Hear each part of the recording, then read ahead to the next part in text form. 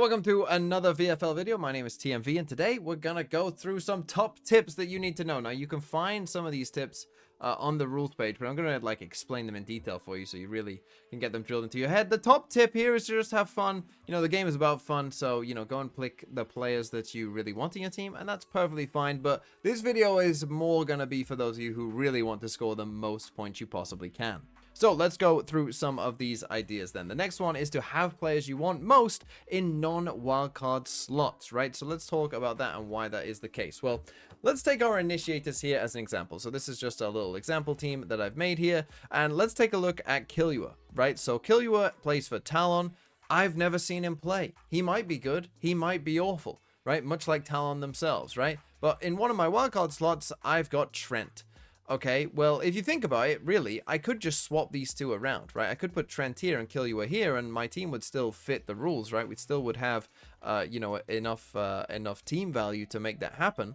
So, with that in mind, why would I want Trent here instead of Killua? Well, if you think about it, if I try and transfer Killua out, I can only pick initiators, right? I'm kind of restricted by only being able to pick initiators here, right? Whereas if I try and transfer Trent out, I have more options. I can pick anyone from any role, right? So that's what I mean in terms of you want the players who you want in your team, right? So some of your premium players like Trent, you want to be putting in your non-wildcard slots instead, because when you try and transfer them out, you're going to be somewhat restricted, right? And you don't want that. You want to have as much choice as you possibly can, because you're going to be more sure that Trent is going to stay on your team than someone like Killua if it turns out he's not so good and Talon aren't doing so hot. The next one here is to get a couple premium players that you can have as your IGL. Now remember, your IGL is going to score double your points, right? So that's why it's important sometimes to get someone like a premium player like a Durka, because you can be more sure that they're going to have at least a decent game, right? If you end up putting your IGL on potentially, let's say someone like, I don't even know who's okay. Someone like Tex, right? Let's say Tex is seems like your best choice as an IGL. Well, you're probably not going to feel amazing about that, because will Lev definitely win that game? Will Tex definitely have a good game, even against, potentially easier opponent? You don't know that, right? Whereas for someone like Durka, that's going to feel better, right? That's going to feel like, okay, I know that Durka, Vitality are going to win most of their games, and Durka's probably going to score a decent amount of points in most of those games as well. So by having a couple premium options in your team, you essentially give yourself a much better chance of having a good IGL score. Okay, the next tip is that fixtures matter as much as players. Always look for games where you feel good about a certain team winning. So this is one thing that I would suggest you do before making your team, is take a look at the groups, right? In each region, take a look at the groups and take a look at which teams you think, oh, they've got a pretty easy group, right? So for instance, a team like Foot here, you look at this group over here, Group Omega and EMEA, you're thinking, hey, that's not too bad. And that goes for all of these teams here in Group Omega and EMEA, right? It's pretty open, and if you feel good about any of those teams, you might be like, well, I think Foot are going to win that group, right? And they'll probably go 4-1. So their players are better potentially than, for instance, Fnatic players, right? If you're looking at Fnatic players in their group, well, okay, they can probably beat Giants, Navi, Apex. Yeah, sure, they can probably beat those teams, but they got two very hard games potentially in Heretics and Vitality. So if you're choosing in a similar sort of price range between maybe a Fnatic player or a Foot player, looking at this, you might go, well, I'd probably prefer the Foot player because, they're just more likely to win against the teams that they're playing against. And so, as I say, even though players like Atta Captain or Yetajay might be priced similar to some Fnatic or Team Heretics players, it's probably that maybe you want to lean with Foot instead of those other teams. The next tip here kind of follows on from that nicely, which is that map points are more easily predicted than kill or bonus points. You probably think that G2 will beat 2G, but do you know who will top frag in that game? And that is another crucial point, right? That you, again, can probably predict map points easier than you can the kill points overall. Now, of course, if a team is winning by a lot and you expect them to be heavy favorites for a game, all of those players on that team are going to be pretty good options, of course. Now, that isn't true for every single team, though. For instance, NRG are a good example from Kickoff, where Mada really did carry them pretty hard and had some exceptional performances. And, if we did this during Kickoff, he was one of the highest scoring players overall in a points per game kind of tally, because he absolutely popped off. So there maybe are certain exceptions, those exceptions are probably players that you also want in your team, because that means, you know, if that team wins, this player is probably doing pretty well. And so, yeah, let's go for them because they're, you know, going to carry me and probably get a lot of kill points. So you are looking for those players, but in general, you know, picking teams is going to be easier than picking players.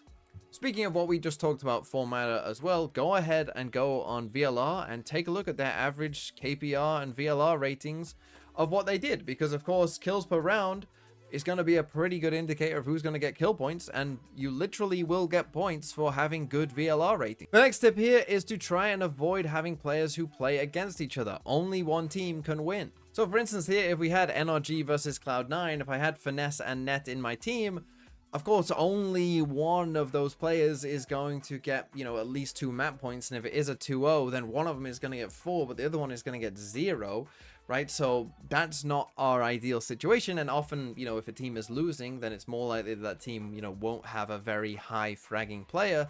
So we don't want that where we can avoid it. And considering that you can pick players from all 3 regions, and this again is going to be a little side tip for you, is picking players from, you know, a bunch of different regions is going to be better than just loading on, you know, all players from one region. Even if you are just super knowledgeable about that one region, what I would suggest to you is pick some premium players from the other regions that you're familiar with, right? So, you know, if you're from Americas, let's say, you know, you pick maybe some Vitality players that you know are pretty good, like a Durka, right? You maybe pick some T1 players or DRX players or Paper Rex players that you think are, you know, potentially pretty good in Pacific. And then you fill the rest of your squad, if you're knowledgeable with Americas, with a bunch of players on kind of, you know, middle of the pack rosters that you personally think are, you know, are pretty good in your own mind. Okay, the next tip here is a very important one if you want to kind of play to the meta here, and that is to avoid EMEA if possible for week 1, because they don't play in our game week 1, but then try to get them in for game week 6. So this is just something that's come about because of the way that the schedule has come about, right? The EMEA doesn't start until kind of, you know, the Wednesday after, in the week after of Americas and Pacific. So there's not much we can do about that. So we've just moved them to have their own special game week 6 on their own. So what that means is, and if you want to play this to the absolute meta, what you'll do is you'll start your team off something like this, right? Where I'm going to have 3 EMEA players in my initial team, right? So Durka here, we got Runner, and we got Atta Captain. Right, so those are my 3 EMEA players, and everyone else is non-EMEA. And for that first week, I'm going to bench those 3 players and play everyone else, okay? And then, every single week, I'm going to transfer out with my 1 free transfer every week. I'm going to get rid of a non-EMEA player, so let's say it's Shooter here, right? And I'm going to bring in an EMEA player, right? And so I'm only bringing in EMEA players every single week. Because what that will mean is that by the time we get to game week 6, where only EMEA play, you will have 8 EMEA players, which is your full team, right? So you will have a full team of players who actually play in that final week. So if you want to be like exactly on meta, that is how you want to do it, because a lot of people in that final game week 6, where it's only EMEA, they might only have, you know, 4 or 5 players actually play. Okay, the next tip here is that you don't have to spend your entire budget, and in fact, it could give you funds to play with later when you have more info about which teams and players are performing well. Of course, especially in stage 1, when we get to stage 2, this might not be as true, but especially for stage 1, there is still going to be a big swing in terms of which teams are actually good and which teams are actually bad. Of course, you know, from kickoff and Masters Bangkok, we have a good idea of like, hey, T1 are probably going to be pretty good. But other than that, it's kind of a big mess. Now, some of those teams will end up being good, but some of them won't be. So if you can like save maybe 2.5, and you don't have to by any means, but if you can, it might just give you kind of options later down the line of going, okay, they do actually look better than I thought. And then the final tip, and the most important one, of course, is to subscribe to the Valorant Fantasy League YouTube channel. Hopefully, if you've watched this video, you understand that, you know, this is what this channel will be about. It will be about giving tips. I'll be doing updates to my team as well. You know, as we go forward, I want to be kind of as transparent as the kind of, you know, maker of this game in some sense, although I didn't code the website, and I definitely need to thank people for doing that side of it. But, you know, in terms of the rules of the game and stuff like that, I want to be as transparent as possible. You know, if people give me a good suggestion, I'm more than willing to take it on board. Of course, this is all just kind of a test at this point, but subscribe to the channel if you want more videos like this and, you know, you are enjoying the game.